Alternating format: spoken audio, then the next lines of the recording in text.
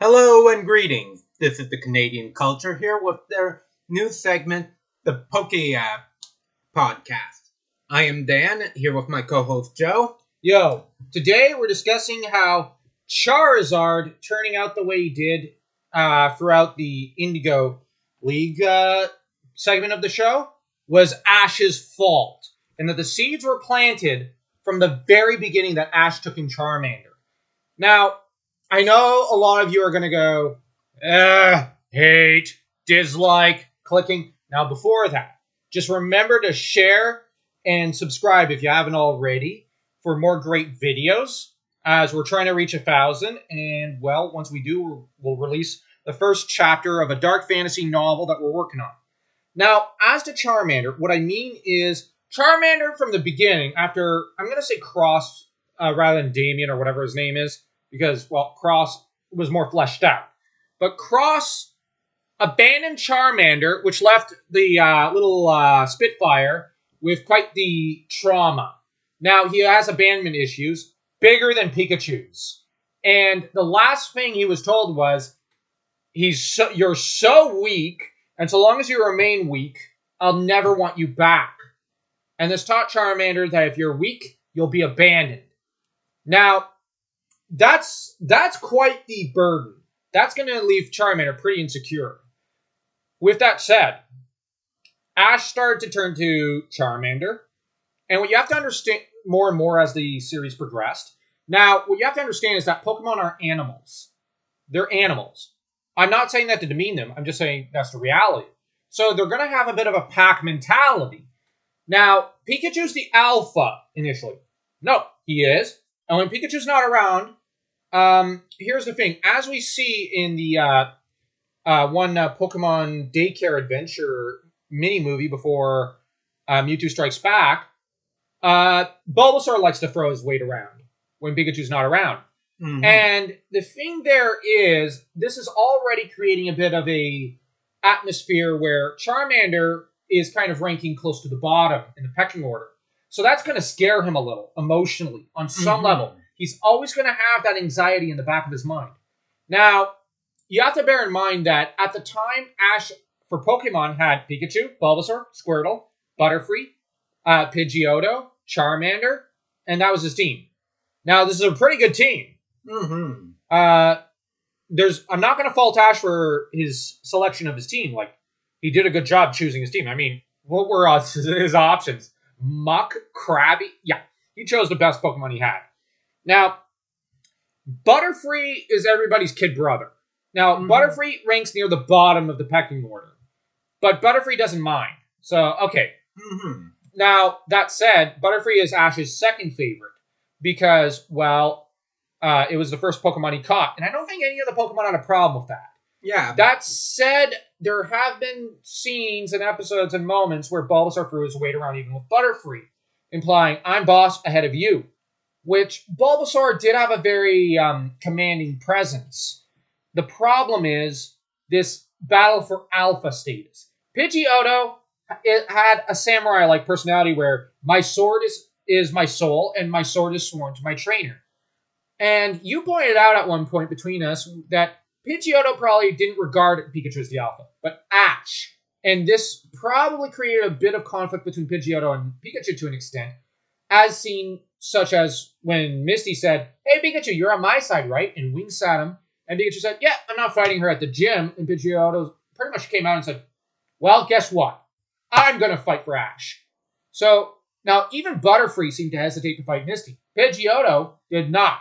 His loyalties were to his trainer. Yes, Brock and Misty may feed him and help train him. But who's his trainer? Pidgeotto, I'm actually going to say this, is Ash's most loyal Pokemon he's ever had. And probably one of his most mature ones. Yes, emotionally. And, well, it comes with growing up survival of the fittest style in Viridian Forest. Mm-hmm. Caterpie, when Ash got him, was a baby. Yeah. Now, the thing is, Charmander came in knowing Pidgeotto's kind of in his own corner, because he's the loner, in a way. I'm just saying. Squirtle's the class clown, but Squirtle's incredibly competent. So it's like Squirtle, it's like, you're going to follow. Yeah, Squirtle. Yeah, whatever. but at the same time, yeah, now I have the fear, I'm going to go with the theory that this is the same Charmander from Palatown. Now, the thing is, Charmander, though, is looking at this and going, in terms of initial power level, you also got to bear in mind, Charmander was one of the younger ones on the team. And he's like, initially, in terms of levels, he's like, I'm ranking near the bottom. OMG, I'm going to get ditched. So he trains and he grinds and he does his book reading and his studying. And Charmander quickly works his way up to Charmeleon. Now, he immediately starts celebrating a little uncouthly by setting everything on fire when he evolves. Now, we have to bear in mind that the Pokemon does get a bit of a say when evolving, and that Charmander evolved probably in a burst of excitement going, yes, I'm not the bottom feeder.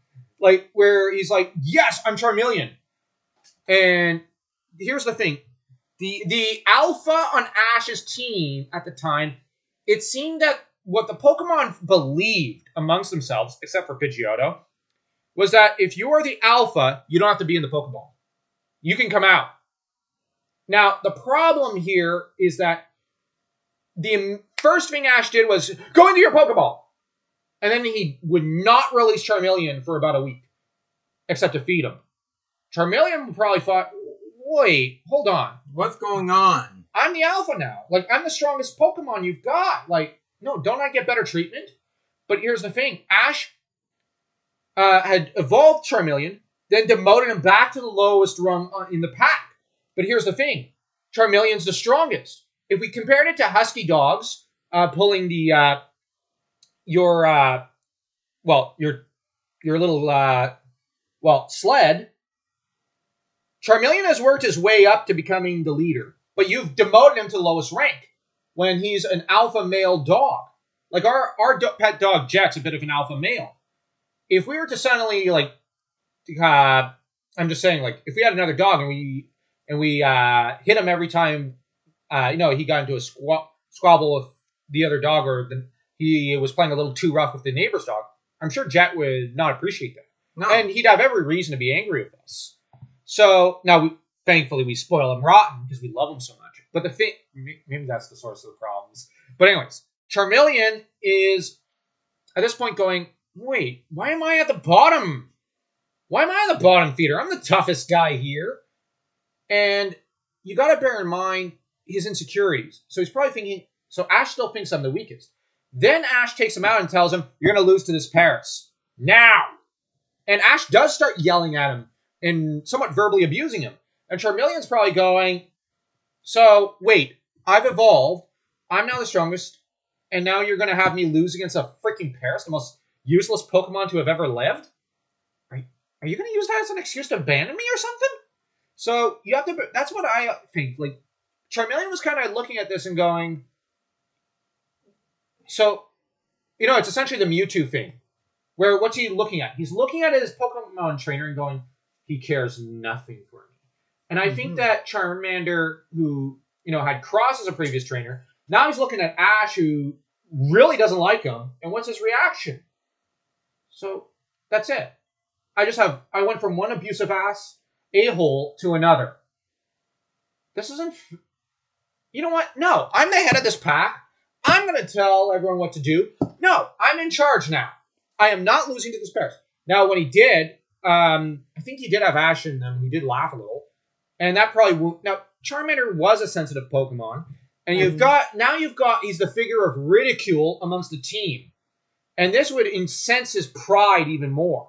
Mm-hmm. And I think that the thing with Charmeleon is that this is why in the Aerodactyl episode he refused to listen to Ash, because he saw it as, I'm just here to lose and for you to laugh at. I'm doing things my way. And I'm not listening to you. I don't have to listen to you. Now, when he then evolved to fight Aerodactyl and won and whatnot, but after that he pretty much took the attitude, nah, I'm not listening to you. Bugger off. Buzz off. Mm-hmm. And the thing is, you also have to consider that Pikachu tried bullying him and telling him, I'm alpha. And Charizard pretty much said, in a few episodes, really? You're going to take me on, Pipsqueak? No way. And that's where I think that the conflict has its roots in a pack mentality. Pikachu is feeling threatened because he's going, oh my gosh, how much stronger is Charizard? If I'm level 40, Charizard's like level 63. Charizard's way stronger than I am. He could curb stomp me. There's a reason why Charizard would only obey Ash if it came, oh, my opponent there is a challenge, like Blaine's Magmar. Yep. However, I think that was as much Charizard who liked a good challenge and to prove his strength, and to it was a bit of a proving that he's the head of the pack. That now, I think the other problem was the realization on Charizard's part that the team, Ash is becoming so dependent on him because his other Pokemon are kind of puny. And the thing is, he's basically carrying the entire team. To an extent, the only reason Ash made it to the Pokemon League was Charizard. It's not Pikachu. Certainly not Pikachu. Pikachu is a lazy fat ass to a large extent. Not entirely, but he kind of is. Mm-hmm. And he's also spoiled. Pikachu takes advantage of Ash's kindness. And every time. And I think that this probably could have been cured by Pikachu going into the Pokeball at least once. Because, well, Ash had basically set up a alpha doesn't go into the ball. But Pikachu kind of took advantage of that. Mm-hmm. And but that said, Charizard evolving and becoming too strong, and Ash rejecting him and hating him, and even saying, I think, a few times, like, F you. Well, he didn't say F you, but, like, I really don't like this Pokemon. Why can't he be more like Pikachu? I think this set up Bulbasaur when it came time to evolve. Bulbasaur developed a phobia and didn't want to evolve. But the sad thing is, Bulbasaur has a bit of Peter Pan syndrome, but then became a broken Pokemon who could not adventure because, well, his spirit was destroyed and crushed. If I had to compare him to another character, it'd be Ben Kenobi from episode 4, 5, and 6. He's a broken man. Or even Toguro, in a way. You know what I mean? You'll just find a broken man with a shattered dream. That's Bulbasaur. And I don't think Oak's having any problems running the Pokemon behind his place. Mm-hmm. I think it's just him trying to give Bulbasaur something to do and to keep Bulbasaur from all but committing suicide or something. I mean, Bulbasaur's broken. He's not in as bad a place as Bayleaf. Bayleaf is basically mooning over Ash and dying almost from love sickness. And Ash prefers to ignore Bayleaf. Like, Ash has his good side, but he's cruel to his grass types there. But that said, he's not a monster here. I'm just saying that when it comes to Charizard, this could have been easily remedied. Brock offered solutions, and even Misty. Every time Ash ignored him. The other thing is with Charizard is that you have, by the time of the Pokemon League, you have Charizard, whom you got to bear in mind, Ash says, like, I really didn't want to do this. I'm counting on you. So, like, what's the line? I think he says something like, so please help for once or something. He says something to that effect, and Charizard immediately kind of goes, Jade, thanks. And he can hear what Ash tells him in the Pokeball. So Charizard's going, yeah, you just called me worthless. And Ash did need to break down. And the thing is, Charizard defeated his opponent, but then what did he decide to do? Surrender, because he figured, okay, well, if I'm worthless, then, okay, I'm not going to win you the entire tournament. I don't need to. And you got to bear in mind, the matches that followed, that we see of the Pokemon League, were not worthy of Charizard. The trainers were complete jokes. No one beat the Elite Four that year. No one claimed the championship title. So, with that in mind, Charizard was kind of right. He could have led the way, blazed the way to the Elite Four. But would it have been Ash who won it or Charizard? Exactly. And there's another thing. Now, Charizard, I actually think is really well trained to an extent. But how does he react when Mewtwo says, your Charizard is poorly trained? Well, Charizard spits fire, literally, and glares foul murder at Mewtwo. Hell, Ash says, go, Charizard! What's Charizard's immediate reaction? Bursts flames at Mewtwo. Even Mewtwo seems a little like, wow, okay, this guy's fast. But the thing is, Charizard, I think, was getting arrogant, cocky, and that night with the polygraph, after that trainer tried to murder Charizard, and yes, it was an attempted murder. We'll do a video on that soon. I think that it was necessary for both Ash and Charizard, because took each other for granted. And I think that they needed it to bond with each other, in that, I know in subsequent seasons, Ash occasionally just let Charizard out of the Pokeball. And other times, Charizard just exited the Pokeball himself and said, yeah, I feel like walking. Mm-hmm. Ash said, okay. He was no longer forceful with Charizard. And he learned that sometimes the Velvet Glove is better with Charizard. And now, Charizard has a honor code a bit like Piccolo's from Dragon Ball. And yet, he has a competitive streak as bad as Hiei or Yusuke, and even Kuwabara.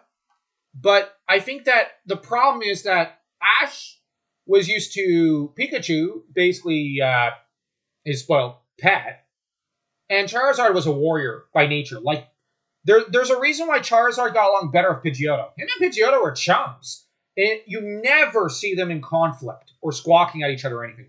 They actually tend to nap together. Pidgeotto, remember, sometimes you see him in some images, him napping on Charizard's back. Him and Charizard really got on well. They're both warriors by nature. Weren't there a couple of times Pidgeotto told Bulbasaur off? Yeah, I think so. And that's the thing. You had Pikachu and Bulbasaur in one corner. You had Pidgeotto and Charizard in the other. The difference is, I think Pidgeotto was occasionally annoyed with Charizard. Just in this context. Come on, you can do what Ash tells you. He's our boss. He's the alpha. But Charizard saw it as, yeah, but he treats me like dirt. And I think even Pidgeotto kind of took the attitude. Yeah, fair. No, and Bulbasaur saw it as, no, you can't smack talk Ash there. No, both Pidgeotto and Charizard kind of take it as, no, he does kind of treat Charizard like trash. But the thing is, and meanwhile you have Squirtle pretty much like, these guys. Oh, well. Like, I'll go swipe some treats from Ash. Squirtle was the one who often stole snacks. Yeah, and I don't blame Squirtle for, like, sometimes lightning. There's a reason why all the Pokemon liked him. Yeah. So there was this conflict in the team. Now, what's interesting is you remove Bulbasaur, and Charizard started to immediately start to actually behave better than even after he had started to behave somewhat well. So, Charizard, I'm just arguing that it was Ash and Pikachu's fault why he misbehaved at first. And here's the thing. If Ash had not had Pikachu first as his first Pokemon, and then he found Charmander that night that he did, and started to favor Charmander that way, Charmander would never rebel. And here's the scary thing. Ash probably would have made it to lower leg, at the least, if not Bruno. Mm-hmm. And with his Charizard. And Bulbasaur is like, as much as he wanted to push his own weight around, he would have become accustomed to Charmander as the alpha. And him and Charmander would not have entered into conflict. And here's the interesting thing. I think he would have evolved, and probably all the way up to Venusaur. And Bulbasaur would not be the broken, sad, depressed mess that he is. Mm-hmm. It probably would have turned out for the best. Now, that's not to say that Pikachu's a monster. No, by no means. Pikachu is flawed and has his virtues. Pikachu just wants to do the right thing for the most part. He loves those he cares about. But he hates those that he dislikes. Mm-hmm, because the seeds of how Ash treated Charizard can actually stem back to the day Ash left Pallet Town with Pikachu. He became a doormat for Pikachu. The problem is that Ash wanted to compromise with Pikachu. Every time. And Pikachu took advantage of that. And the problem was, there were rules on the other Pokemon, none on Pikachu. And Charmander wanted that status. He's like, so the way to graduate from rules is to become alpha. I want to be alpha of this wolf pack. But the problem is, once he became alpha, what happened? No, you have more rules. And what was Charmeleon's response? But wait, this isn't just. This isn't fair. I thought that if I got to the status, I had Pikachu status. The problem was, Pikachu and Ash basically said, no, sorry, bub. You're at the bottom of the list. Because after beating Brock, Ash did enough to prove himself to earn Pikachu's respect. It's then that Ash should have enforced a lot more rules. But he didn't.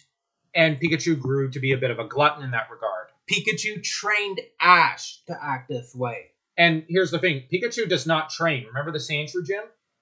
Pikachu is indolent by nature. His biggest flaw is how slothful he is. He's lazy by nature. Charizard, I would argue, is a workaholic. The problem is Charizard and Pidgeotto wanted the entire team to be working hard. Even Butterfree seemed to have the mindset, we have to work hard. Even Bulbasaur, I'll give him credit, does work hard for a long time. Whereas Pikachu just kind of fell into the position of, I'm always going to be top dog. But when Charizard surpassed him, I think even Pikachu went, wow, oh crap. But did Pikachu start training? No. He started going, well, I just need to do more googly eyes to Ash. And what was the result? Ash lost the Indigo League. And because his Pokemon were not trained. There's a reason why he managed to beat the Orange League, and he had to go through all of that. But the thing is, he needed to nearly lose Charizard, and he also needed to start training Pikachu, as well as kind of bring aboard Snorlax and Lapras. Lapras was basically the baby, his Togepi, sort of. And I think Ash earned his victory in the Orange League, because he needed to suffer through the Indigo Plateau and the Indigo League series to become the Pokemon trainer he is in Orange and in the Journey's arc. And that about wraps up this video. And it's interesting seeing this story go through between Ash and Charizard, where Ash grows, and maybe Ash was more meant to learn from his Pokemon before he can become a proper trainer. The only thing I find tragic and sad is that it pretty much cost Bulbasaur and Bayleaf their souls, in a way. And possibly their lives eventually, to an extent. Which just shows that, to an extent, in this series, there are consequences. Now, if you disagree with me regarding the Bulbasaur Bayleaf stuff, we'll do a video on that at some point. We'll touch on that point in more detail. But you can comment. Go ahead, disagree with me. I welcome it. And you could disagree with even me. It's like, personally, I don't think there's as much concern over Bulbasaur. He's not going to commit suicide, I think. I just think he's going to die lonely and bitter. Well, not bitter, but broken. Okay. Like a dog who lost his owner or something. Because he was not allowed to grow up. He was not allowed to be all that he could be. And be as beautiful and magnificent as he should have been. He was basically told, don't ever grow up. Well, that will be the topic for another video. So make sure to like, comment, subscribe. And we wish to get 1,000 subscribers in order to release the first chapter to a dark fantasy novel that we're trying to write. So, yeah, stay tuned for the next video. Until next time.